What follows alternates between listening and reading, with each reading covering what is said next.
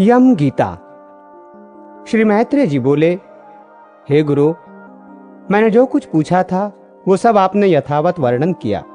अब मैं एक बात और सुनना चाहता हूं, वो आप मुझसे कहिए।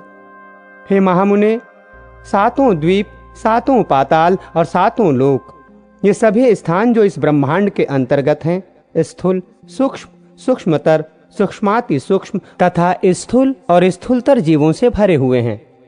हे मुनि सत्तम, एक अंगुल का 8वां भाग भी कोई ऐसा स्थान नहीं है जहां कर्म बंधन से बंधे हुए जीव न रहते हो। किंतु हे भगवान, आयु के समाप्त होने पर ये सभी यमराज के वशीभूत हो जाते हैं और उन्हीं के आदेशानुसार नरक आदि नाना प्रकार की यातनाएं भोगते हैं। तदनंतर पाप भोग के समाप्त होने पर वे देवादि योनियों में घूमते रहते हैं। सकल शास्त्रों का ऐसा ही मत है। अतः आप मुझे वो कर्म बताइए जिसे करने से मनुष्य यमराज के वशीभूत नहीं होता। मैं आपसे यही सुनना चाहता हूं प्रभु।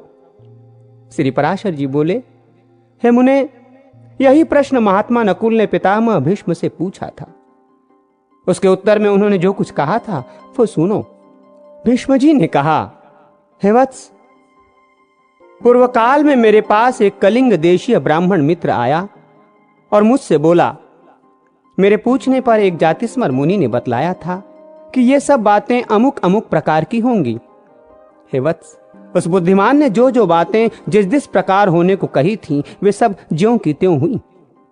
इस प्रकार उसमें श्रद्धा हो जाने से मैंने उससे फिर कुछ और भी प्रश्न किए और उसके उत्तर में उस द्विश्रेष्ठ ने जो जो बातें बतलाई उनके विपरीत मैंने कभी कुछ नहीं देखा।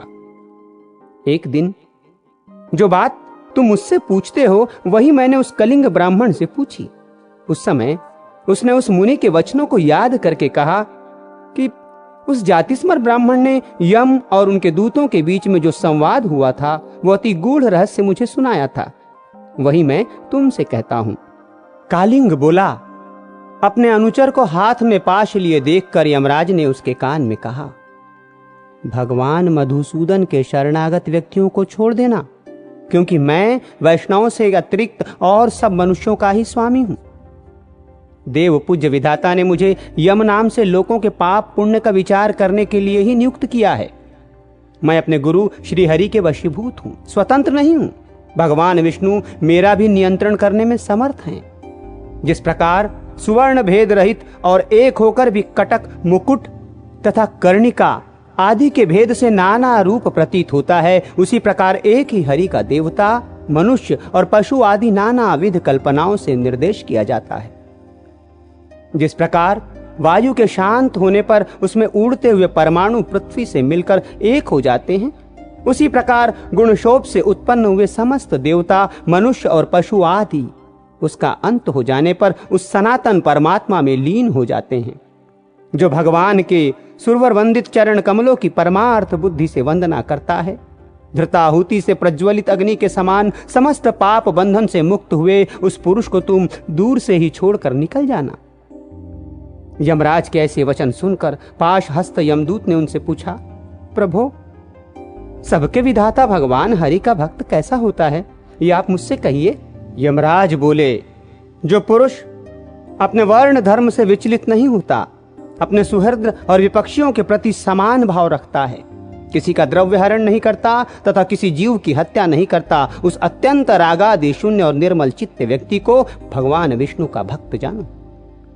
जिस निर्मल मति का चित्त कली कलमश रूप मल से मलिन नहीं हुआ और जिसने अपने हृदय में श्री जनार्दन को बसाया हुआ है, उस मनुष्य को भगवान का अतीव भक्त समझो। जो एकांत में पड़े हुए दूसरे के सोने को देखकर भी उसे अपनी बुद्धि द्वारा तृण के समान समझता है और निरंतर भगवान का अनन्य भाव से चिंतन करता है, उस नरश्रेष्ठ को विष्णु का भक्त जानो। कहां तो स्फटिक गिरी शिला के समान अति निर्मल भगवान विष्णु और कहां मनुष्यों के चित्त में रहने वाले राग द्वेषादि दोष। इन दोनों का संयोग किसी प्रकार नहीं हो सकता। हिमकर चंद्रमा के किरण जाल में अग्नि तेज की उष्णता कभी नहीं सह सकती हैं। जो व्यक्ति निर्मल चित्त, मात्सर्य रहित, प्रशांत और शुद्ध चरित्र, समस्त जीवों का सुहृदय, प्रिय और हितवादी तथा अभिमान एवं माया से रहित होता है, उसके हृदय में भगवान वासुदेव सर्वदा विराजमान रहते हैं। उन सनातन भगवान के हृदय में विराजमान होने पर पुरुष इस जगत में सौम्य मूर्ति हो जाता है जिस प्रकार नवीन शाल वृक्ष अपने सौंदर्य से ही भीतर भरे हुए अति सुंदर पार्थिव रस को बतला देता है। हे दूत, यम और नियम के द्वारा जिनकी पाप राशि दूर हो गई है, जिनका हृदय निरंतर इसी अचित्त में आसक्त रहता है तथा जिनमें गर्व, अभिमान और मात्सर्य का लेश भी नहीं रहा है, उन मनुष्यों को तुम दूर से ही त्याग देना। यदि खड्ग, शंख और गदाधारी अवयात्मा भगवान हरि हृदय में विराजमान है तो उन पाप नाशक भगवान के द्वारा उसके सभी पाप नष्ट हो जाते हैं।